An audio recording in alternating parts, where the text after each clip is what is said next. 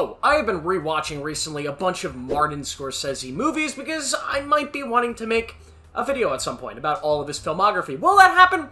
I don't know. Sometimes I plan to do these videos and then I get bored watching the same director over and over and over. But we'll see. But I recently rewatched one of his movies for the first time since it had come out all the way back in 2016. A movie that I always liked the first time that I saw it. I thought it was really, really good, but I never really loved. And now on a rewatch, almost 10 years later, how has it almost been 10 years since 2016? I've sat down and rewatched Silence, the beautiful, beautiful film that Martin Scorsese made all the way back in that year.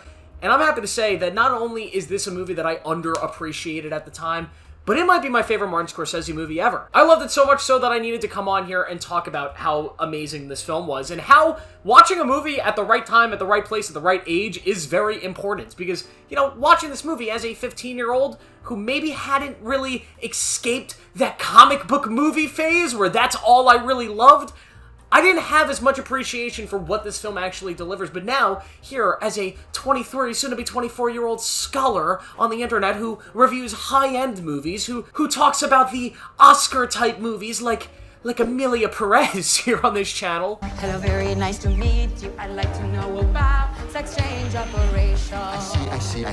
I found myself really just absolutely leveled by this movie. If you haven't seen Silence, you don't know what it is, you haven't heard of it, I don't blame you. They did a really shit job marketing this film when it first came out, and they still don't really talk about it today. But it's a film that stars Andrew Garfield and Adam Driver, who play these two Jesuit priests, I believe in the 16th century, who decide that they have to travel to Japan to find their long-lost mentor, this guy that was also a priest that had been in Japan when Japan decided to start persecuting Christians, right? They no longer want Christians in their country.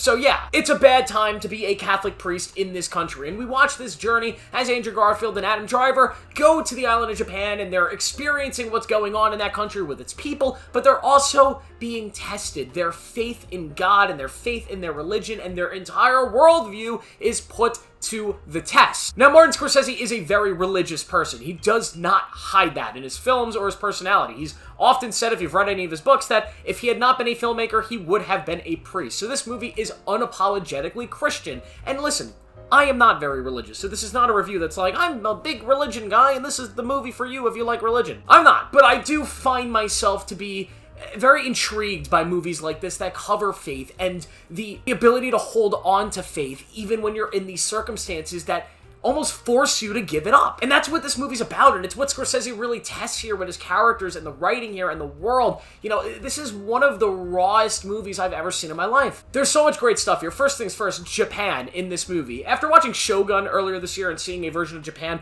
that's right around that same time period-ish, kind of like within 200 years of each other, I've been craving more content set in that world, and this is a much more grounded take in that world. Not that Shogun isn't, but this is dirty and muddy and brutal, and the people are poor. You're not following the people that are at the top of this world. You're following the people that are at the very, very bottom as these priests are trying to connect them with their God and trying to keep them out of danger in a way. You have performances that are just so gritty and unbelievable. I personally believe this is Andrew Garfield's best work to date. And I know it's a shame how controversial that statement is because he's made so many great movies. It's a shame that not enough people have seen this and that he didn't even get nominated for this role. He is so powerful in this movie. It is hard to explain with words. He sells this unmatched love for his God, for Jesus Christ, but also this question, right? This doubt. There's the beautiful scene in the new movie Conclave where Ralph Fiennes talks about doubt and how doubt fuels faith. And that whole monologue is literally this movie. And Adam Driver is also so good. And Liam Neeson gives an underrated performance. And everybody here is just at the top of their games doing their best work that they've done, in my opinion. You have incredible cinematography. The sound design here, obviously in a movie called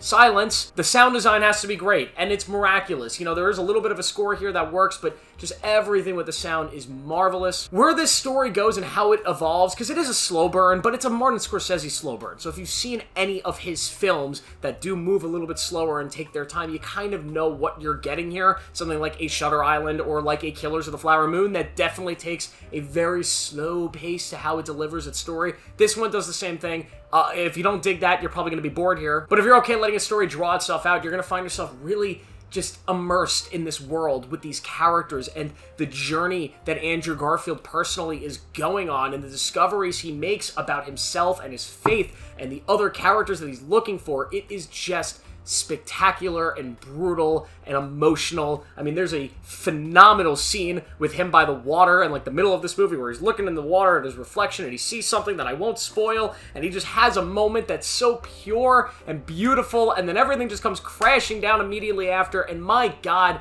is that not one of the best scenes Martin Scorsese has ever put to screen? There's another scene at the end of the movie which I won't spoil, but it's just so miraculous. It's like the big crescendo moment of the film, and the way it all comes together, God, it made me tear up, made me cry a little bit, and I'm not even that religious, man! This is a marvelous, marvelous movie, and I really just wanted to come out here and give it its flowers, because not enough people have seen the movie, not enough people talk about the movie, and I'm legitimately thinking to myself right now, this might be the best movie Martin Scorsese has ever made. Now, I might change my mind when I rewatch some of these bangers that he's put out, because my God, is he the GOAT. Thank you guys for watching. What do you think of this video? What do you think of Silence? Let me know down below. Make sure to like this video, subscribe for more notifications. I'll see you in the next one.